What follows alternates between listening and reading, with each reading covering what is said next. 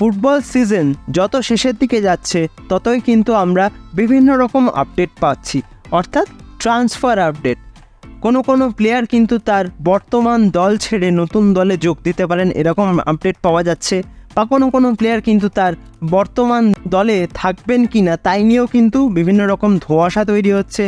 অর্থাৎ সিজন যতই শেষের দিকে আসছে একটা কৌতূহলের পরিস্থিতি কিন্তু তৈরি হচ্ছে সমস্ত ফুটবল ফ্যানেদের মধ্যে, যে কোন প্লেয়ার তাহলে কোন দলে থাকবেন বা কোন প্লেয়ার নিজের দল ছেড়ে নতুন কোন দলে যোগ দেবেন।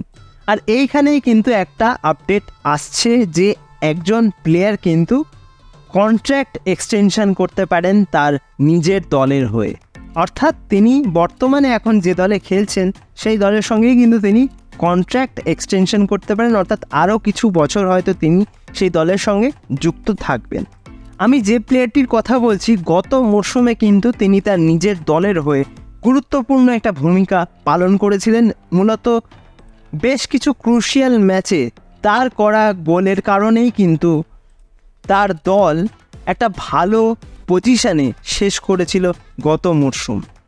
আর এই মরশুমেও কিন্তু তিনি তার সেই ফর্মের কন্টিনিউয়েশনটা করছেন, অর্থাৎ গত মরশুমে যেখান থেকে শেষ করেছিলেন এই মরশুমেও কিন্তু তিনি তার সেরা ফর্মের মধ্যে দিয়েই যাচ্ছেন আপাতত, যে কটা ম্যাচ এখনও পর্যন্ত হয়েছে। তো যেটা শোনা যাচ্ছে চারিদিকে সেটা হচ্ছে এই প্লেয়ারটি কিন্তু আরও বেশ কিছু মরশুম তার দলের হয়ে থাকবেন বা বর্তমান দলে হয়ে খেলবেন। এখন প্রশ্ন হচ্ছে সেই প্লেয়ারটি কে? তোমরা কি কেউ আন্দাজ করতে পারছো আমি কার কথা বলছি? আমি যে প্লেয়ারটির কথা বলছি সে আর অন্য কেউ নয়, তার নাম হচ্ছে দিমিত্রি পেত্রাতস। জবের থেকে তিনি সবুজ মেরুনে জয়েন করেছেন, সবুজ মেরুন সমর্থকদের মনে, সর্বোপরি সমস্ত ভারতীয় ফুটবল প্রেমীদের মনে একটা আলাদা জায়গা নিয়ে রেখেছেন কিন্তু এই অস্ট্রেলীয় ফরওয়ার্ড। দিমিত্রি পেত্রাতস কিন্তু এখন মোহনবাগান সমর্থকদের কাছে একটা ভরসার নাম। এই দিমিত্রি হয়তো আগামী মরশুমে মোহনবাগান সুপার জায়ান্টসেই থাকবেন। শুধু আগামী মরশুম নয়, হয়তো একটা মাল্টি ইয়ার কন্ট্রাক্ট এক্সটেনশন কিন্তু তার সঙ্গে হতে পারে, অর্থাৎ তার সঙ্গে কিন্তু একটা লম্বা সময়ের জন্য চুক্তিও করতে পারে সবুজ মেরুন ম্যানেজমেন্ট। এখন সেটা ট্রান্সফার উইন্ডো ওপেন হলে বা সিজন শেষ হলে আমরা সম্পূর্ণভাবে জানতে পারবো। তবে দিমিত্রি পেত্রাতস হয়তো আগামী মরশুমেও সবুজ মেরুন জার্সি গায়ে মাঠে নামবেন।